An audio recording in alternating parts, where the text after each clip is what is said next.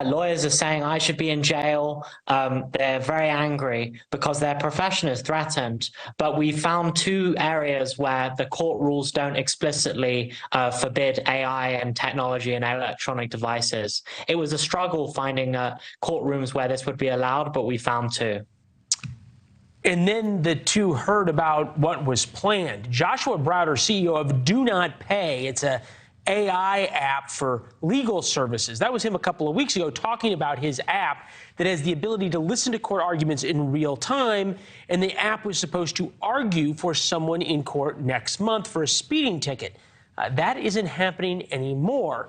As you heard, he's being threatened by lawyers. The threats have gotten worse since we talked 2 weeks ago. Joshua is back with us. So help us understand what's happened and why the app is no longer going to argue this case. The lawyers have chased the robot out of the courtroom. When I started tweeting about this case a few weeks ago and was on your show, etc., lawyers were just going crazy. And so they were messaging me on Twitter, posting on Twitter saying, I'm phoning up every state bar in every city to get this shut down.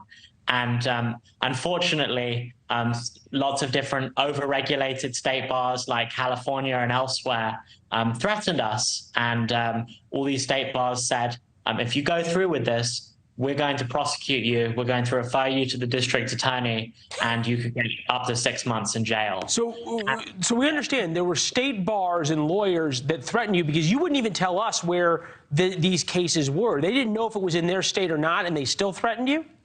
Yeah, I underestimated the persistence of the greedy lawyers. I didn't realize that they would get Joshua, every single one. Yeah, Joshua, here's the deal, okay? We get that you have a British accent. The rules are different in the UK. Never underestimate the greed of lawyers in America. Yeah, I mean, you look at all these cases like with the crypto exchanges, the only people that win are the lawyers whenever there's justice. And I feel like they feel threatened by this experiment. If the AI was to win, and we believe it was going to win, it would have encouraged courts to loosen the rules, and that's the last thing they want. This whole thing it's interesting, right? Because you guys have an app that was designed to help people contest parking tickets and speeding tickets and the like. But when you expand out AI, this concept, this company that has ChatGPT, which is supposed to be AI pretty much for everything that can be written. Their AI, this ChatGPT, passed the bar exam.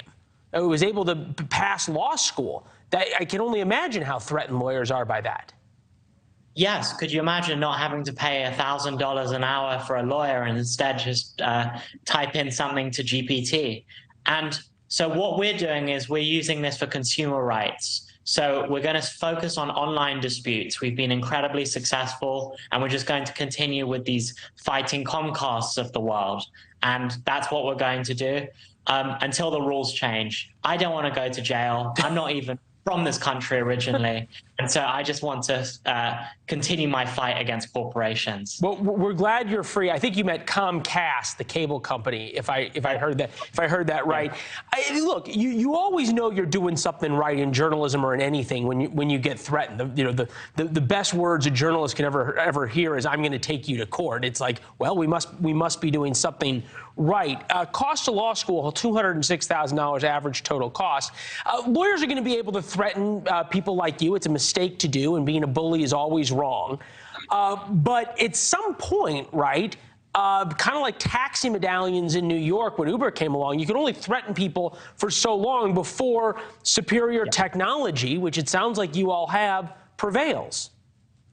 Yeah, you can't stop progress. And everyone's tried ChatGPT, everyone's seen it pass the bar exam, and eventually lawyers should be very worried. They might be able to slow things down by a few months or even a few years, but eventually consumers will demand cheap access to legal services. There's not a lawyer who would get out of bed for a $50 refund, and so that's what we're focusing on now. But eventually, we said we postponed the case, so this is not going away.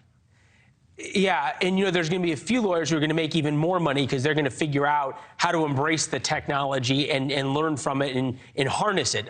Those who get in front of progress rather than try to stop it. Hey, Joshua, we promised to have you back a couple of weeks ago. We know this is not the end of your successes and your fight. Keep us updated, all right? Thank you. Yeah, thank you. Thanks for watching. Go to newsnationnow.com to find NewsNation on your television provider. And don't forget to subscribe. Click the red button to get more of NewsNation's fact-driven, unbiased coverage.